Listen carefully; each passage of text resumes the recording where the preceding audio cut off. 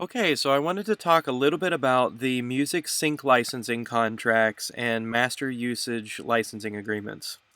So, depending on how the seller sets up their account, whether it's an exclusive license or a non exclusive license, a series of 6 different contracts could populate depending on how the buyer wants to purchase that piece of music.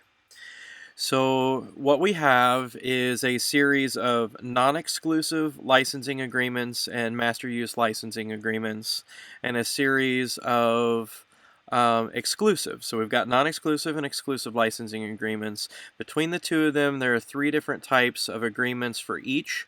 The exclusive has an exclusive single use license, an exclusive multi use license, and an exclusive unlimited use license, which you can see right here. And then the non-exclusive has a non-exclusive single use, a non-exclusive multi-use, and a non-exclusive unlimited use. So depending on how the buyer purchases the music, these are the types of contracts that you'll see that are populated, and they're specific to how the buyer and seller has agreed to license the music between each other. So if you look at the top of the agreement, it will automatically show whether it's exclusive or not and what type of an agreement it is, whether it's, multi-use, whether it's a single-use license.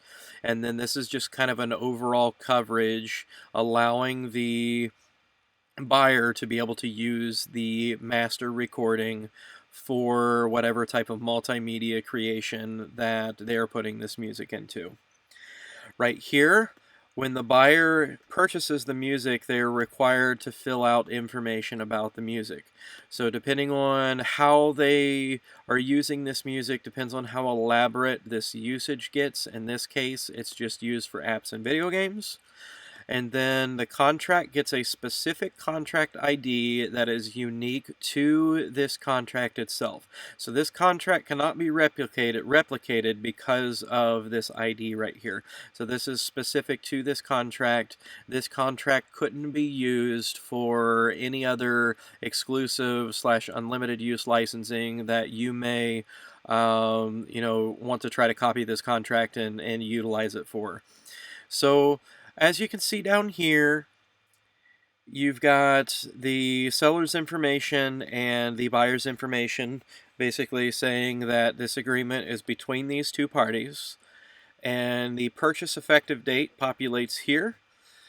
And it talks about what you're licensing. So we're licensing that Tier 2 contract. So this is in regards to that custom composition example, or custom music licensing example that we gave in the last film. So this Tier 2 is the title of the composition. And there's a bunch of basically legal mumbo jumbo down here that just kind of says, hey, we have the rights to use this, and we're using it for X thing. So in this case, it's an unlimited use for apps and video games. And so it just kind of goes down through what it needs to talk about. And once you get down to here, there's a little bit of information that populates here that basically just kind of shows that this is once again the title of the composition. It was written by Brent. It was performed by, we've just got faux data in there, but it was performed by this guy right here. And then this has been created by the seller, generated by the seller, which is courtesy of Brent Allred, and then this is the copyright date of that track. So if you go on down here, you'll be able to see how much this license was being paid for. So in this case, we just did a mock license of $1. More than likely, it's going to be a lot more than that. It's just to kind of show an example for the agreement. And we'll keep going down here.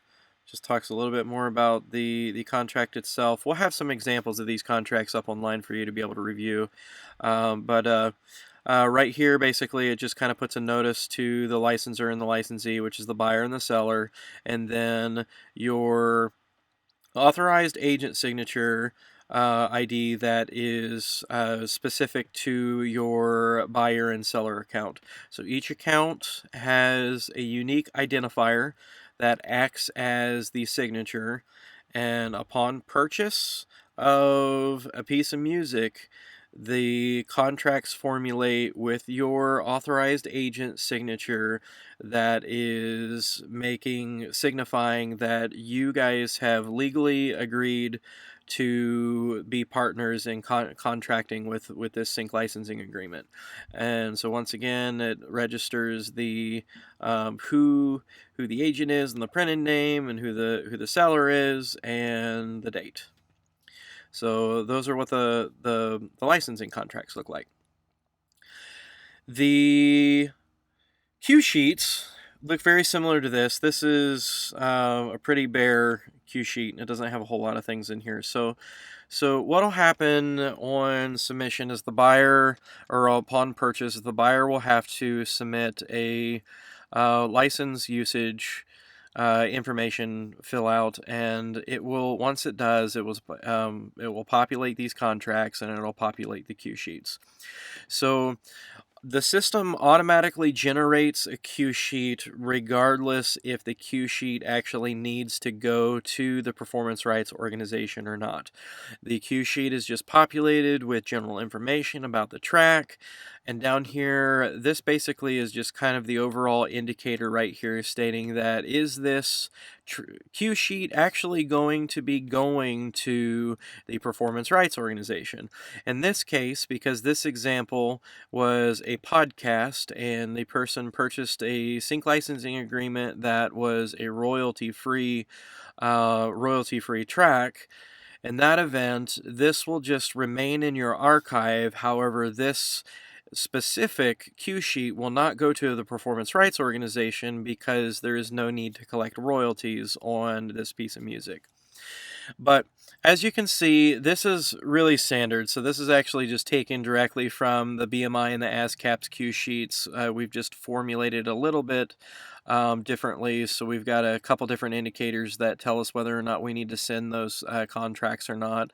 But you'll see the title of the composition appear here, how the piece of music is actually being used, which you'll see up here, which is these usage codes. And then you'll see the usage duration, so how long this piece of music is being used and whatever type of multimedia content. Right here you'll see the publishing information, you'll see the composer split information, and then up here you'll see general information about how this piece of music is being used. So cue sheet classification is always going to be original music when it populates. It will populate the date that the purchase is made. There'll be set up to where you can fill out, an air date of your television series, what category it's in. Maybe it's just on, cable, or maybe it's a um, entertainment game show, those kind of things. And then it just kind of goes through, tells you what network it's on, and then the program show duration and the total music.